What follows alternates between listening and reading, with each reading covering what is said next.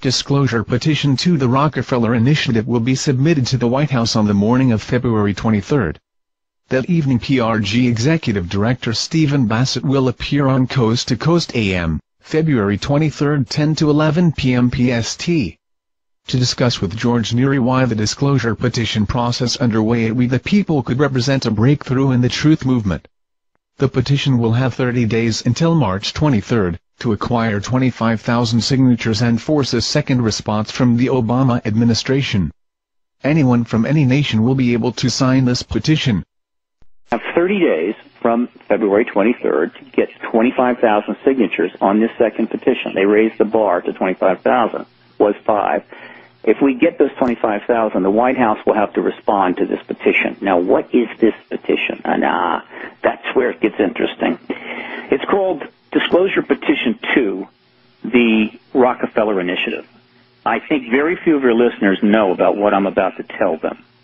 Namely, that after the Cold War ended, billionaire Lawrence Rockefeller, who's a friend of the Clintons, on March the 29th of 1993, approached the administration with a letter to Dr. John Gibbons, the head of the Office of Science and Technology Policy, same one, requesting that he be able to meet with the president, send a letter to the president with the intention of getting Bill Clinton to start releasing all of the UFO files in our agency and military services, as well as reopening the investigations and getting this thing going again.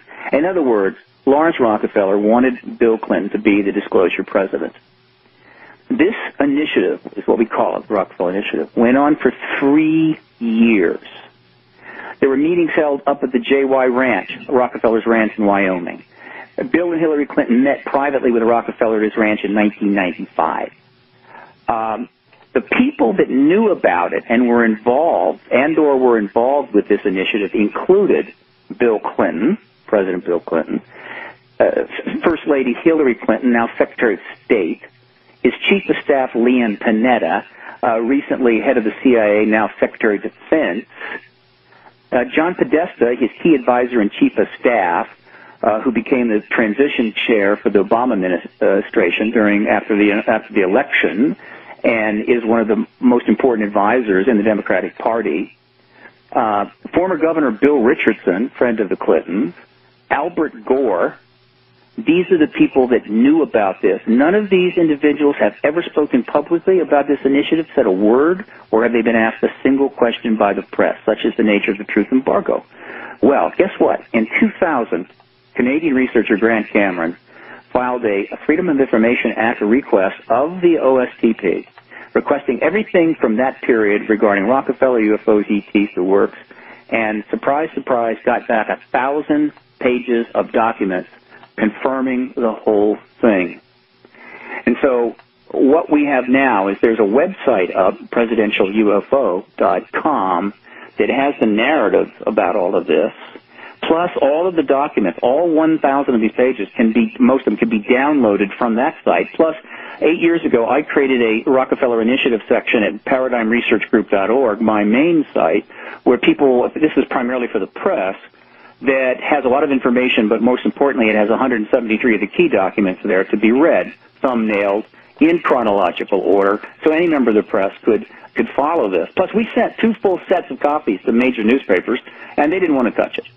So this thing has been festering for 10 years, since the year 2000, or almost 11 years, and what has happened is we're about to bring it back into play big time, because the Rockefeller Initiative is the focus of the second petition, which reads as follows, right? Oh, hang on a second, come down, read this. This is what is going to go up on the White House website for all to see around the world in 6 days. We petition the Obama administration to immediately investigate UFO ET disclosure efforts during the Clinton administration, the Rockefeller Initiative.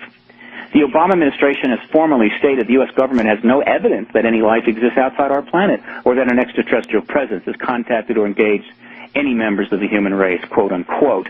If true, what was the Clinton's Office of Science and Technology Policy investigating from March of 93 to October of 1996 in concert with billionaire Clinton friend Lawrence Rockefeller? Those who knew and have not spoken publicly of this initiative include Bill Clinton, Secretary of State Hillary Clinton, Obama, Transition Chair John Podesta, et cetera, Panetta, Gore, Richardson. And then we have the 2 links to the documents confirming all of it right there on the petition. This is what goes up on February the 23rd. Let me tell you, Mike, the White House is going to have a really tough time responding to this petition if we get the 25,000 signatures we need. I don't think there's any doubt that'll happen. Well, given the media we have, obviously I'm encouraging everybody to sign this. I'm encouraging them to spread the word to their friends on Facebook, MySpace, through their email list, and so forth. But for those that don't understand how this works, it's very simple. The direct link to the petition will be published on February the 23rd, or you can find the petition by going to whitehouse.gov and then going to We the People. You pull up a petition, and it's going to ask you to create an account. And in order to create an account with We the People, you click on it, and you put your first and last name and your email address. You can add your city and state, city and country, because guess what? Anyone in the world can sign. It's not just American citizens. And they send you back an email with a verification link, just like, you know, when you open accounts with banks and stuff, and a password. You use the password, click the verification link, go back, use the password, enter, log in, and then you can sign the petitions you want to sign from that point forward. And at that point, we'll pick up when we come back. That's a fabulous point. Easy to get to, easy to sign. Everybody ought to be doing it. Stay with us. And so the question is, ladies and gentlemen, very simply, do you want the government to acknowledge what it already knows, that we've had visitations from other planets, extraterrestrials from elsewhere in this universe? Stephen Bassett, the UFO lobbyist, is here, and he's got a petition that's going to be going up February 23rd at the White House website so that everybody can sign that, get 25,000 signatures. So the White House has to respond to that point. Stephen, is there any doubt in your mind that we had visitations, for example, near Roswell, New Mexico in 1947? Roswell was an alien spacecraft that crashed. There may have been actually 2 other crashes at the same time.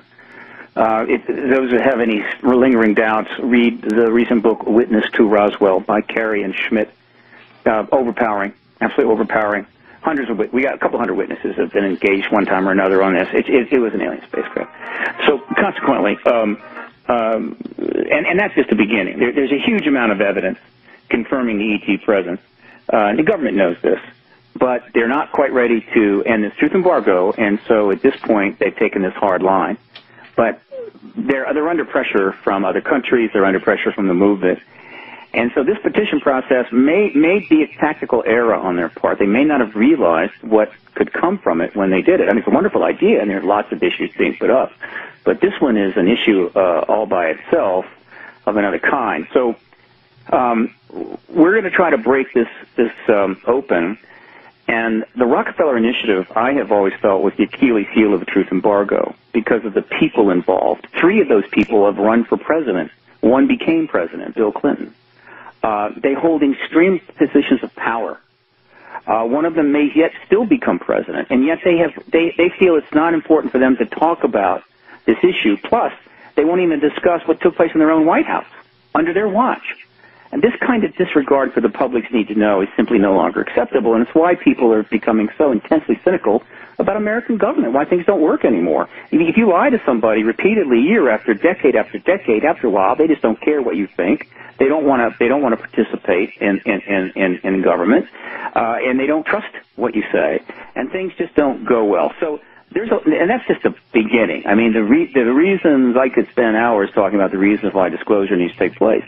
So this petition goes up February 23, and we're going to make a drive to get 25,000 signatures, forcing a response from the White House. But more importantly, as those signatures mount up and the media begins to realize, and they are paying attention, that we are going to reach that threshold and trigger a response from the White House, their interest is going to increase substantially, and they're going to pay attention. They're going to start going to those links that are listed there and reading these documents. And they're going to realize, my God, this happened. And they may start asking questions of the people that we have mentioned here. And then, of course, the Obama administration is going to have to somehow respond to this and not look profoundly out of the loop, we could create a media storm, Mike, that might rival the Lewinsky sex scandal. And I'm telling you, when a media storm gets going, when a media feeding frenzy gets underway, there is no power on earth that can stop it. Whether you're the president, whether you're the head of the CIA, nothing. It's like a tsunami, right? And so that's what we're trying to do, and I think it could happen. So let's find out. Let's get those 25,000 signatures. Disclosurepetition.info, the link directly to the petition will go up that morning, mid-morning. And, of course, media coverage will be listed there. YouTube videos are going to be made by people around the world, probably a couple of dozen. Those will be shown there. And then, of course, the petition will reside at the White House website in the We the People section.